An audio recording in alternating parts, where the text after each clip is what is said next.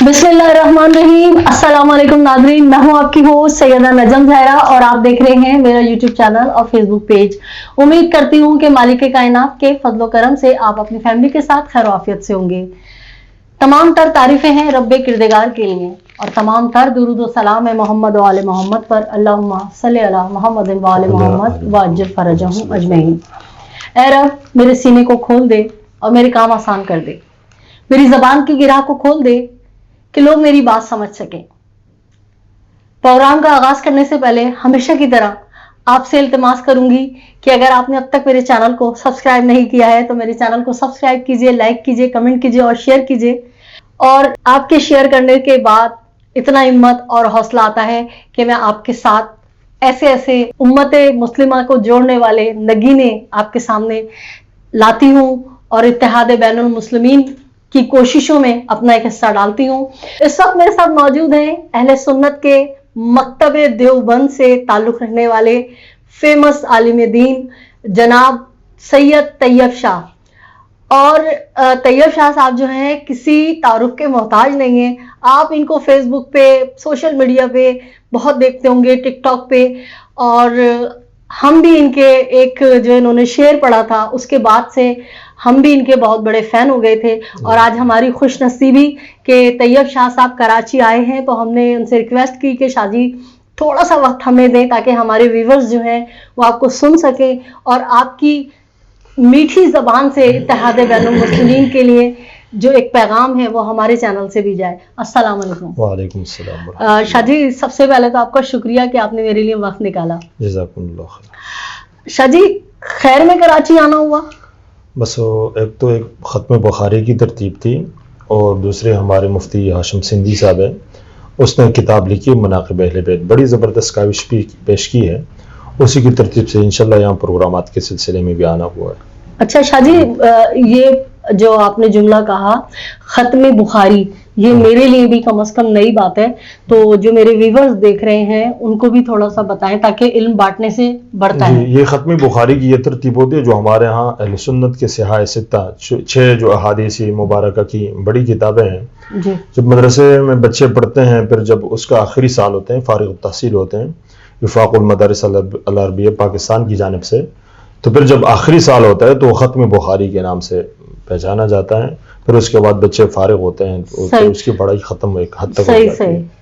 तो जैसे यूनिवर्सिटीज में जो है कॉन्विकेशन होता है, डिग्रीज तकसीम की जा रही होती है, तो आपके यहाँ ये असनाद दी जाती है? बस ये, हाँ, हमारे यहाँ असनाद दी जाती है। नाजरीन ये देखें कि हम अब तक ही सुनते तो आए थे मदारिस में पढ़ाइयाँ होती हैं और उनके किस तरीके का अंदाज होता है, ये शाह जी ने हमें बताया कि किस तरह से असनाद तकसीम की जाती हैं। शाह जी, आपको मैंने देखा कि आप अपनी ज़ात में काफ़ी काविशें कर रहे हैं लोगों को जोड़ने की, और 1400 साल से बड़ी गलत फहमियाँ और बड़ी दूरियां थी जो मुसलमानों के 72 फ़िरके हैं उनके दरमियान।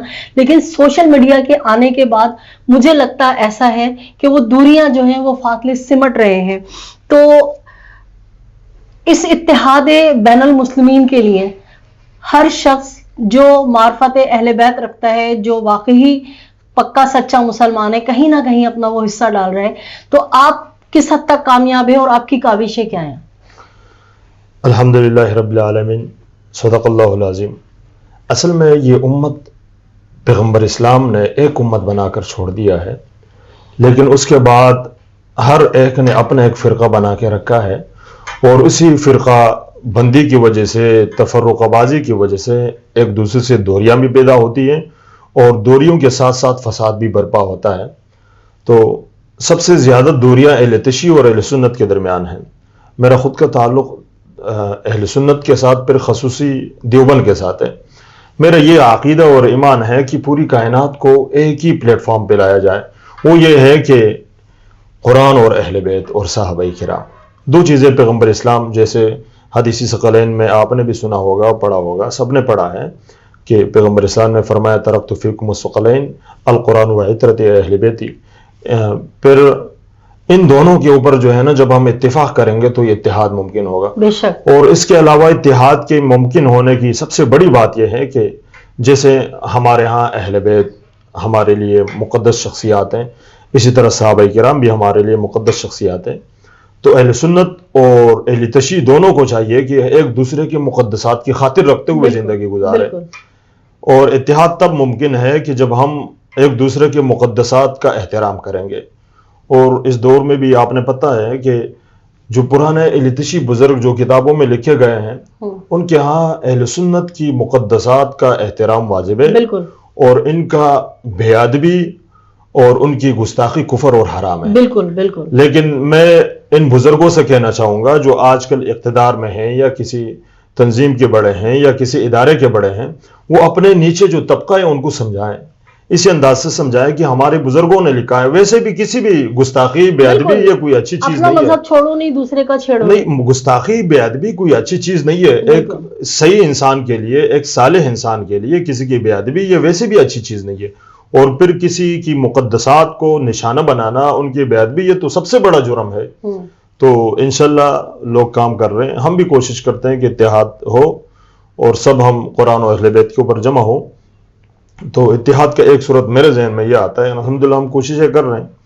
تو بزرگوں سے بھی جو ہر مسلک کے بڑے ہیں اور ہر تنظیم کے بڑے ہیں ان سے بھی یہ کہوں گا کہ اپنے مقدسات کی حفاظت، ان کی تعظیم کرتے ہوئے مقابل کی مقدسات کی تعظیم رکھے اور احترام رکھے. صحیح.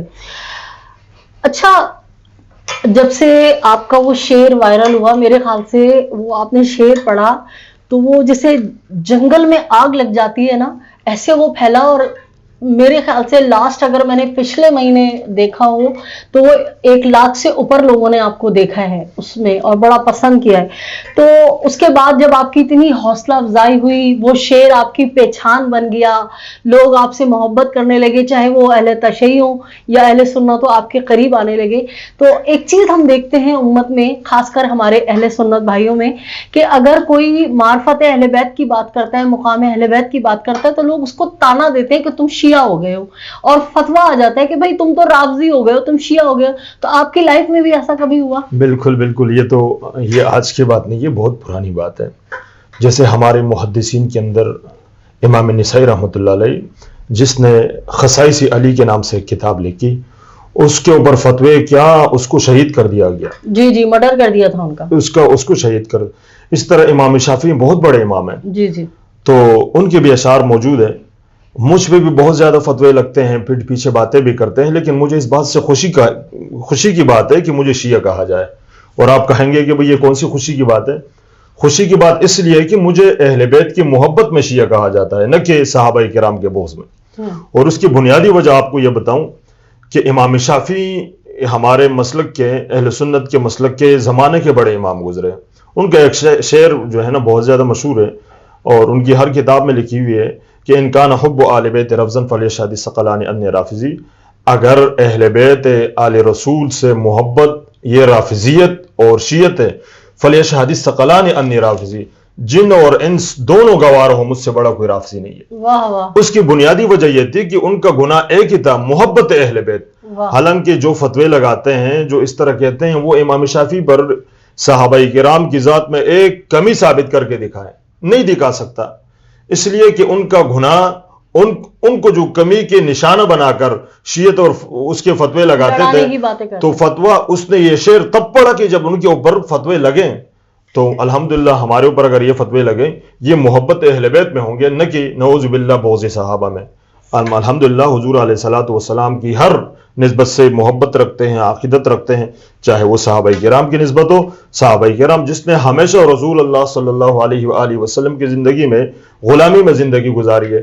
اسی طرح چاہے وہ ان کی ازواج مطہرات ہو جو حرم مصطفیٰ ہے، ہم ان کا احترام رکھتے ہیں، عقیدت رکھتے ہیں، وہ ہمارا ایمان ہے.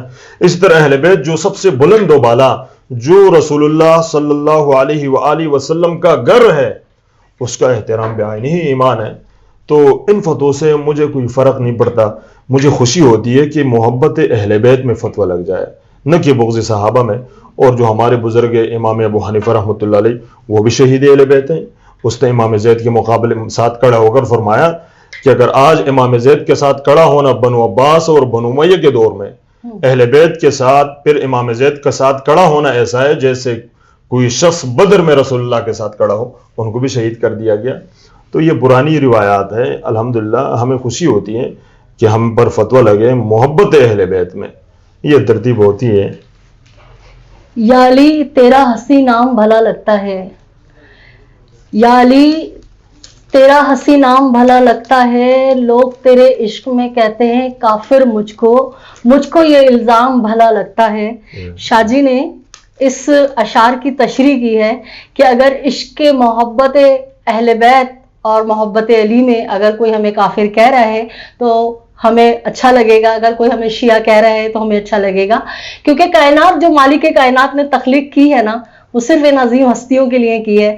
شاہ جی سے باتیں تو ہوتی رہیں گی۔ شاہ جی آپ کا جو وہ شعر جو آپ کی پہچان بنا، جس نے آپ کو عزتوں کی عظیم تر بلندیوں پہ پہنچا دیا، تو وہ اشعار میرے ویورز کی نظر کیجئے۔ وہ اشعار تو مجھے اس طرح پورے یاد نہیں ہے، وہ تو ہم تبلیغ میں الحمدللہ سال بھی لگائے ہیں پورے پاکستان میں، تو وہ رمضان کا مہینہ تو سیروزے پہ گئے ہوئے تھے، وہ جو میرے ساتھ مامورین تھے وہ تھوڑے مستی کرتے تھے، پھر جب ہم واپسی آ رہے تھے تو ایک جنگل پہ کھڑے ہو کے وہ اشعار میں نے لکھے تھے، میں نے ادھر پڑھ لیے۔ تو اب آپ کی باتیں ہر جگہ پہنچے، ہر کسی نے سنے ہیں۔ اس میں بنیادی وجہ یہ تھی کہ اس میں ذاتی میرے پہچان نہیں تھی، صرف تصویر تھی، اور اس طرح جس طرح وہ لوگ بولتے ہیں بالکل عام آپ نے نا ایسا موبائل کی جو ہینڈ فری ہوتی ہے سڈنلی بالکل اچانک جو کہتے ہیں نا حادثاتی طور پہ کہ ذکر اہل بیت آپ کے ذہن میں آیا اور وہ جو ہے آپ نے ادا کیا اور اس کے بعد وہ اتنا پھیل گیا۔ شاہ جی یہ جو در اہل بیت ہے نا، یہاں ان کو جن کو منظور ہوتا ہے نا وہ نہیں بلاتے ہیں، ہر ایک نہیں جا سکتا، اور کہتے ہیں کہ جو چیزیں آتی ہیں وہ فلبدی آتی ہیں، وہ اللہ اور اہل بیت کی طرف سے آتی ہیں۔ تو وہ اشعار بھی اس وقت، وہ اشعار تو ہیں پرانے ہیں، کسی اور کے ہیں، میرے اپنے لکھے ہوئے نہیں ہے، لیکن بس مجھے پسند آئے، میں نے پڑھ لیے۔ تو اگر میں 2-3 اشعار یاد ہو تو انشاءاللہ آپ کو سنا دیتے ہیں۔ بالکل سنائیے جی۔ تو پھر انشاءاللہ وہ اشعار یہ تھے کہ بت بنانے میں تو شامل تھے قبیلے سب کے، بت بنانے میں تو شامل تھے قبیلے سب کے، پر بت شکن صرف علی ہے یا علی کے بیٹے۔ اور پھر آگے فرمایا لفظ منی نے بتایا کہ محمد جیسے، لفظ منی نے بتایا کہ محمد جیسے، من وعن صرف علی ہے یا علی کے بیٹے۔ سبحان اللہ۔ یہ تو میں سمجھتا ہوں کہ یہ بہت سارے احادیث کی وہ ٹکڑے ہیں، وہ تشریح ہیں۔ جی۔ پھر آگے شعر فرماتے ہیں کہ سب کی قبریں ہیں ٹھکانے ہیں مدینے میں، مگر کائنات کو اللہ رب العزت نے اہل بیت کی وجہ سے تخلیق کیا، پیدا فرمایا۔ فرماتے ہیں کہ سب کی قبریں ہیں ٹھکانے ہیں مدینے میں، مگر بے وطن صرف علی ہے یا علی کے بیٹے۔ پھر آخری شعر فرماتے ہیں کہ آج بھی گنبدِ خضرا سے یہ آتی ہے صدا، آج بھی گنبدِ خضرا سے یہ آتی ہے صدا، کاش زہرا کی لحد تک میرا سایہ ہوتا، بے وطن صرف علی ہے یا علی کے بیٹے۔ والسلام۔ المیہ ہے، یہ تاریخ کی تلخ حقیقت ہے کہ صرف اولاد رسول جو ہیں وہ آج بھی، کیا الفاظ نہیں ہیں ہمارے پاس کہ ادھر ادھر ہیں پوری دنیا میں، بے وطن ہے تو صرف علی اور علی کے بیٹے۔ کمال، میرے خیال سے ان اشعار کے بعد ہمارے پاس بالکل بات کرنے کے لیے کچھ نہیں بچا۔ امید کرتی ہوں کہ شاہ جی کی اتنی زبردست باتیں ہیں جو محبت اہل بیت سے منسلک ہیں، جو پیغام دے رہی ہیں کہ اے امتیوں آپس کے جھگڑے فساد کو چھوڑو اور در اہل بیت سے وابستہ ہو جاؤ، آپ لوگوں کو بہت پسند آئی ہوں گی۔ آخر میں ایک بار آپ سے پھر ریکویسٹ کروں گی کہ اگر آپ نے اب تک میرے چینل کو سبسکرائب نہیں کیا ہے تو میرے چینل کو سبسکرائب کیجئے، لائک کیجئے، کمنٹ کیجئے اور شیئر کیجئے۔ اپنے اطراف میں بسنے والوں کو بہت خیال رکھیں، خوشیاں بانٹیں، خوشیاں سمیٹیں۔ شاہ جی آپ کا ایک بار پھر شکریہ، اور امید کرتی ہوں کہ آپ جب تک کراچی میں، کب تک ہیں آپ کراچی میں؟ انشاءاللہ 15-16 تاریخ تک ہیں۔ اگر آپ کی مصروفیات میں سے مجھے ایک آدھ دفعہ اور ٹائم مل جائے تو بڑی مہربانی، اور اپنے ویورز سے درخواست کروں گی کہ شاہ جی کی جو باتیں آپ نے سنی ہیں اور جو ہم نے یہ پروگرام کیا آپ کو کیسا لگا، اور مزید اس میں ہمیں کیا بہتری لانی چاہیے تاکہ ہم اگلی ملاقات جب شاہ جی سے کریں تو آپ کی پسند کو مزید مد نظر رکھتے ہوئے اس حساب سے پروگرام کریں۔